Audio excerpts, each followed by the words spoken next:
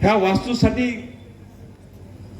काय त्रागा केला, एवढा त्रागा केला, आम्हाला ही उद्घाटन सभा घ्यायची वेळ तिने आणली. किती लोक होते, काय लोक होते, एकाला तर मोजमाप करायला ठेवले. पक्षानं तेवढंच काम दिले आणि ते काम चांगलं करतात. त्यामुळे पक्षानं त्यांना किती लोक होते, काय लोक होते ह्याचा रिपोर्ट करायसाठी तेवढ्यासाठी त्यांना ठेवलेलं आहे. काल बोलताना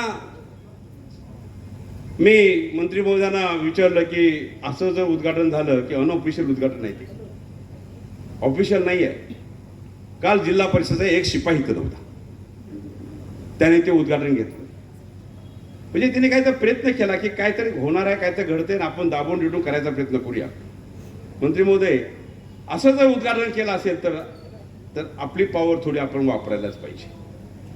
कारण हे पैसे जे आले त्यावेळेला पंकजाताई मुंडे मंत्री होत्या, बरोबर आहे, त्यावेळी हे 5 कोटी रुपये आले. जुन्या बिल्डिंगच्या सभागृहाला त्यांचं नाव आहे, दुसरं पण नाव आमचंच पाहिजे. म्हणून आम्ही विचार केला कोणच नको, आपण आपलं हे नाव देऊया. त्या पद्धतीनं आज मंत्री महोदय असते त्याचं उद्घाटन केलं आणि त्या हॉलचा आपण समारंभ साजरा केला. आता हे पैसे काय माझ्या बापाचे नाही आहेत, मी म्हणत नाही, शासनाचे पैसे आहेत.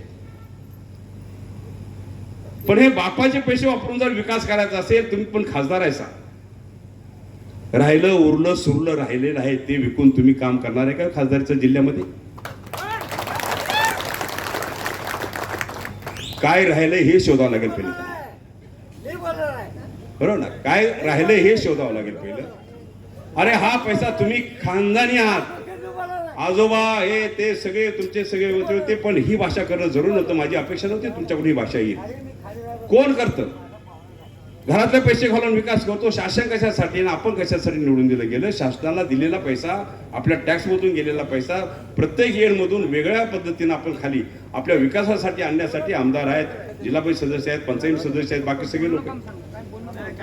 पण एक खासदारांनी सांगितलं की ह्याच्या बापाच्या पैशाने ती बिल्डिंग बांधली का? मी नाही बांधली बापाचा पैसा. पण इथून पुढे तुम्हाला तुमच्या बापाच्या पैशानंच तुम्हाला विकास करावा लागेल, हे ठामपणे सांगतो तुम्हाला. बोलताना संयम, आपण सुशिक्षित आहात, उच्च आहात, आणि ही भाषा तुमच्यामध्ये येत असेल तर हे जिल्ह्याचा अपमान आहे, हे मला पण सांगायचं.